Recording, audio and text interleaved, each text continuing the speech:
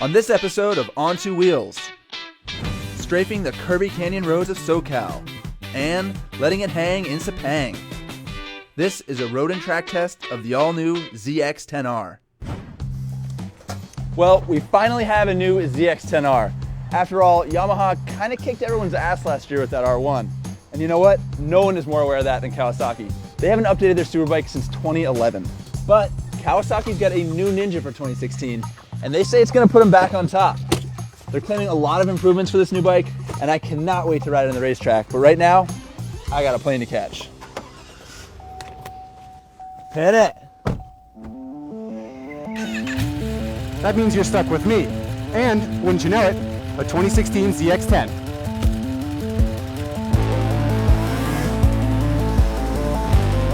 This new bike has a lot going on, and we're not just talking about those World Superbike graphics.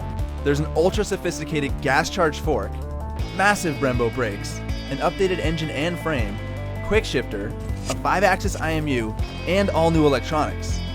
Impressive stuff, yeah, but how is it to actually ride?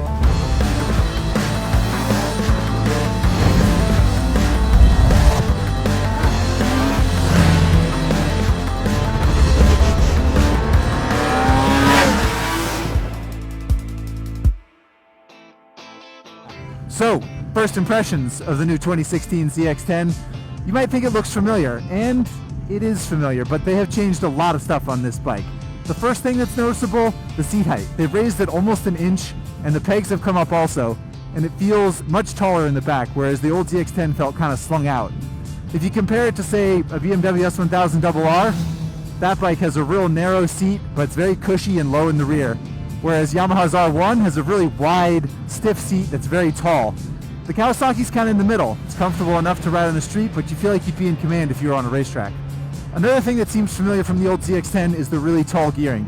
Now, lots of superbikes have tall gearing these days, so it's not really that big a deal, but because the ZX-10 doesn't make class-leading horsepower, you gotta rev it up to like 9,000 RPM before anything happens, even with the new lighter engine internals for 2016. When you do rev it up though, there's a sweet quick shifter, and I have to say, it might not be the smoothest quick shifter on the market, and it does not have the auto blip downshift like Ducati and BMW have, but it's a really nice feature that Kawasaki's added, and it's a lot of fun to use. One of the big ticket items on this new ZX-10 are these big Brembo brakes, 330 millimeters. That's up 20 millimeters from the Tokiko system last year. They work really well. We have no complaints. But considering it was such an upgrade, it's hardly noticeable. And I think it says a lot about the old Tokiko system that the other bike had. Another thing that's all new in 2016 for the ZX-10 is ride-by-wire throttle, which debuted on the H2R last year. It seems like Kawasaki's having a little bit of a struggle getting away from throttle cables, if I'm honest. It's kind of herky-jerky. In the twisties, when you're on the throttle, off the throttle, and then back on the throttle, it's difficult to modulate no matter which of the three power modes you're in. And that's kind of a bummer.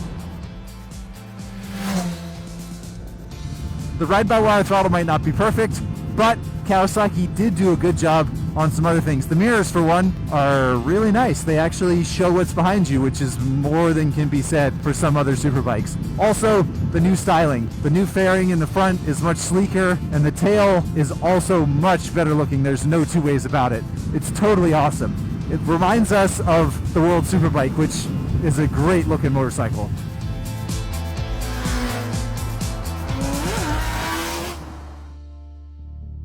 So, that's the ZX-10 as a street bike, where frankly almost everyone will ride it anyway. But the thing about superbikes is that you can't really experiment with the full potential of the machine here on the street. And this wouldn't be an On Two Wheels episode unless we experimented with the full potential.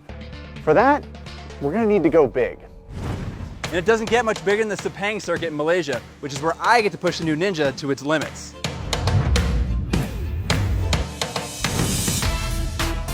For the official introduction of the ZX-10R, Kawasaki flew journalists all the way to Malaysia, where we had the once-in-a-lifetime opportunity to rip around the Sepang International Circuit.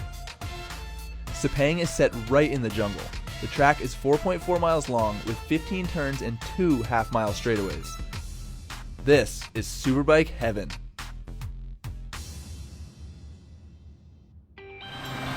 Here we are,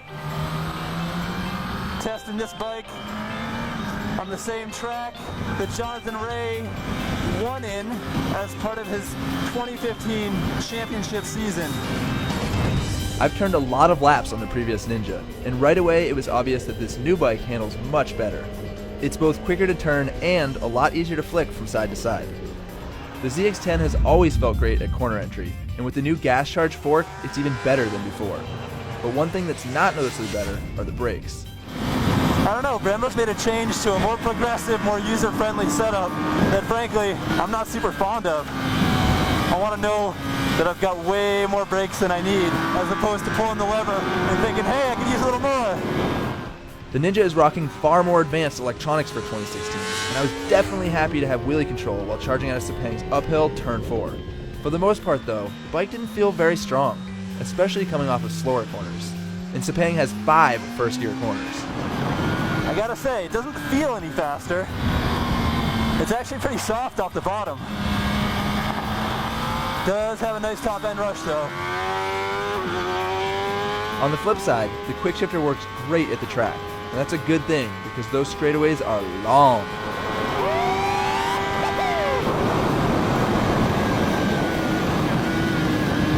Finally, the new 5-axis IMU informs all the rider aids, including traction control, but the TC isn't completely consistent. I got kicked out of the seat a few times when the rear tire lit up, and with this level of electronics, that just shouldn't be able to happen. Yeah, so 10,000 miles is a long way to fly to turn 30 laps. But for a world-class superbike like the ZX-10, I can't think of a better place to test than Sepang. Now I just gotta get back to the States to see what Zach thought of this thing on the street. Ari Henning made it back just in time for the outro for you people from Southeast Asia. I have to say, riding a new bike on a MotoGP track, I'm quite jealous. It's kind of like a dream come true. Yeah, it sounds awesome. Brand new superbike on one of the most badass tracks on the MotoGP calendar. It was a lot of fun. Yeah. What about on the street? I mean, that was on the track. That's a very unique environment, but on the street, totally different environment. What was it like out there? Yeah, they definitely improved it. It's definitely better. I think the suspension's better. The brakes are not better, oddly. I thought that was weird. Even though they're massive and they're Brembo? Yeah. And I mean, when it comes to refinement, I mean, it doesn't have like the cool dash like an R1 or a 1299 with LCD business.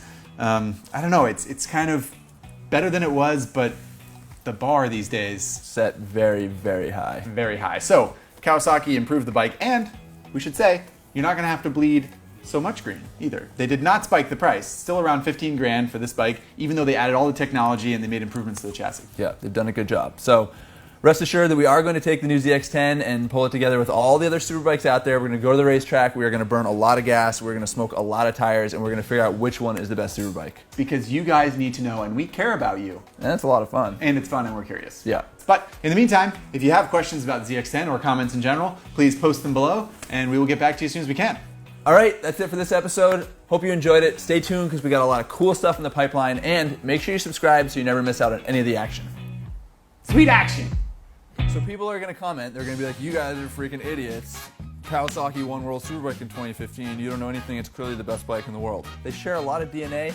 Not the same as a World Superbike. I mean, I know the World Superbike has like the cool headlight stickers and stuff. That's because they're trying to fool you. This is a very important distinction to make.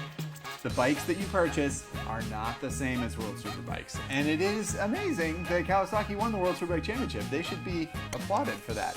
Not the same motorcycle, not the same machine. It's cool, man. You a good little bike. I think that's all you're going to get out of this.